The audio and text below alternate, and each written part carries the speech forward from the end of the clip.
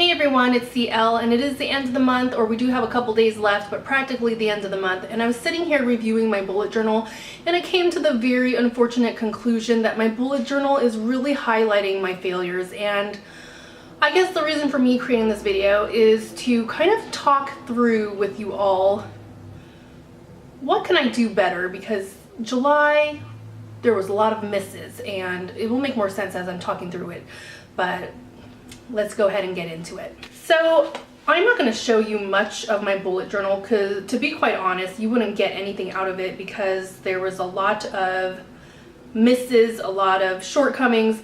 So if you're looking for inspiration, absolutely go out to Pinterest or see other people's YouTube videos. You don't want any of what I have here. Nope.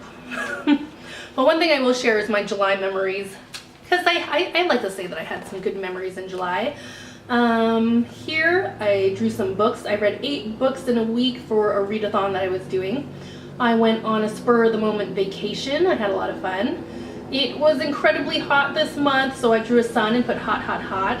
I'm very much into Pokemon lately, so I did my best at drawing a Pokeball, and I put gotta catch 'em all. And down here at the bottom, I wrote live long and prosper, because we did get to watch Star Trek Beyond, which I really enjoyed. And I'm not talented enough to draw like the Starship Enterprise or the Starfleet insignia, so the best I could do was at least write a little caption. So that was my July memories, but as far as the rest of the bullet journal, I'm going to kind of flip through and just kind of talk through it. Like, what can I do better? What can I do better next month to make this experience not like July? And just a quick disclaimer, if you see the light constantly changing, it's because the clouds are like moving in and out in front of the sun, so that's why. So the first page that I'm looking at right now in my bullet journal is my habit tracker. I did try a habit tracker for the very first time in the month of July, and I have to say that I did like it. I can see that there's benefit from it, but now that I'm looking at my habit tracker, some of it I'm like, why on earth would I write that down? But let me just go through the list. Working out, I like that I track that because I normally don't work out, so any box that I show that I worked out, that's a win. Dairy free, now this is where I start getting into like, what was my intention in writing that down? Dairy free, I did go dairy free on some days, but for the majority of it I did not. And that's where I'm kind of reflecting, like, was my intention not to eat dairy? Was my intention to just track how often I do? I don't even know. Come month end, I'm like, I don't know what my intentions were when I drew that or when I started to track that.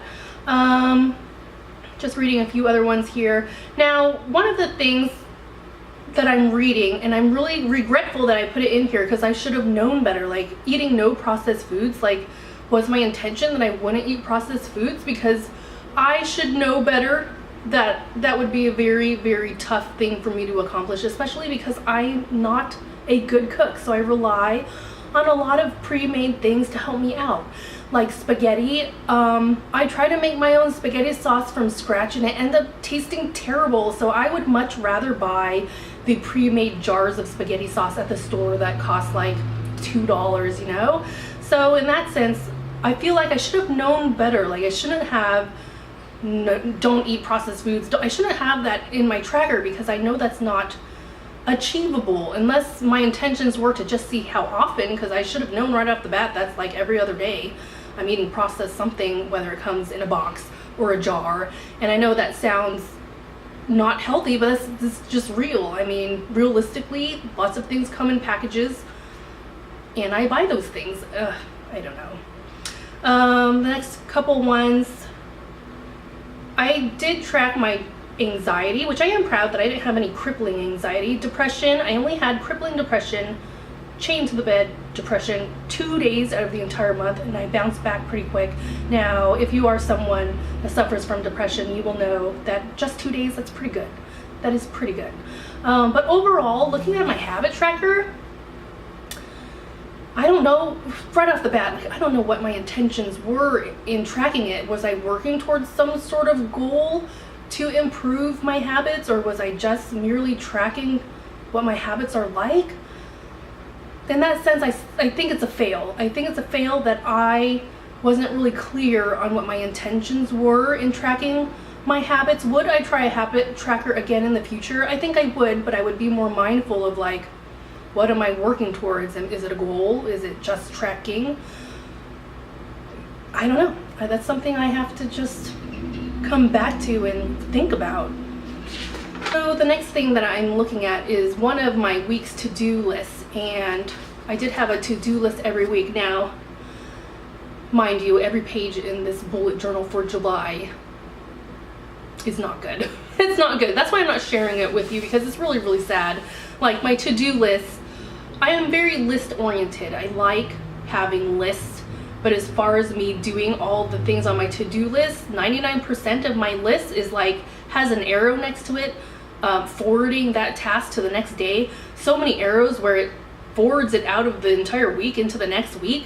So in that sense, I did not accomplish many to-dos. Of course, I accomplished the immediate to-dos like paying the bills, but all the other stuff that is more of a like to have done and not a need to have done, a lot of shortcomings there. I didn't achieve very much of my to-do lists each week, and looking at that, it makes me feel bad. I hate to say it, but seeing all of these arrows forwarding the things that I wanted to do makes me feel bad about myself, I'm not gonna lie.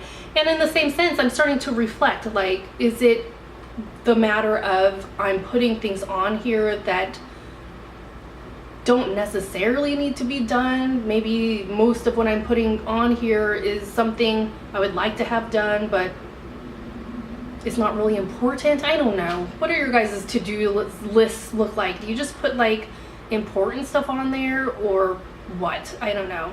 Total misses when it comes to my to-do list. One thing I did like though, because on my to-do list I do have like a water tracker, and that's like one of the things that I did was drink water, and I'd like to take credit for it, saying that I put effort into that, but really it was just really hot.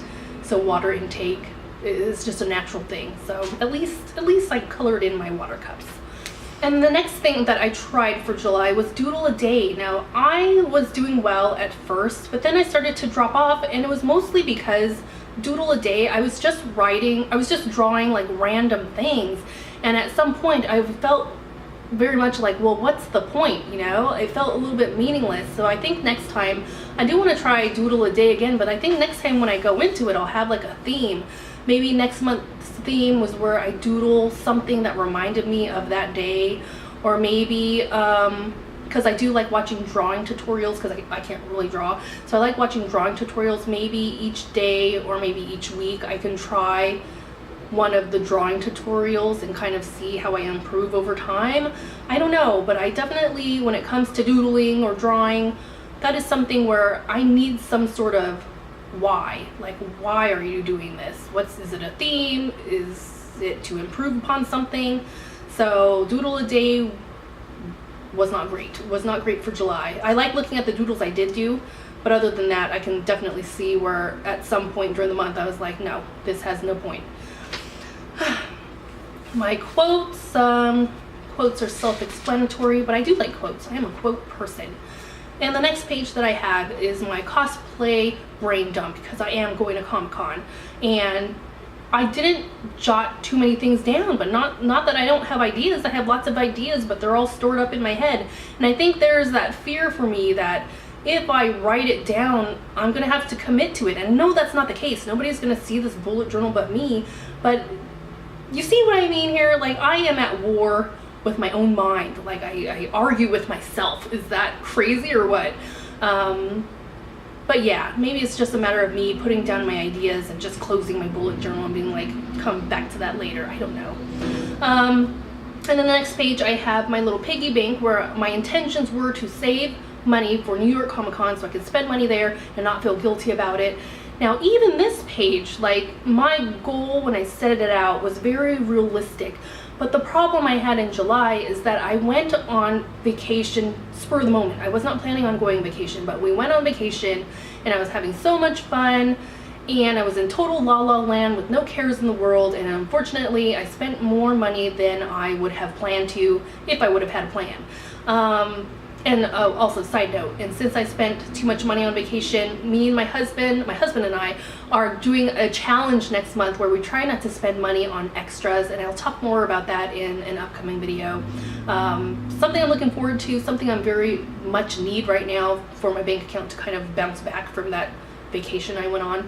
So yeah, enough about that. So yeah, seeing this page where I wanted to save up money and color in the coins of my piggy bank, it's hard to see. Like, do I regret going on vacation? No, but at the same time, like, why can't I have the best of both worlds? Go on vacation but also save money. And the next pages are my weight loss goal.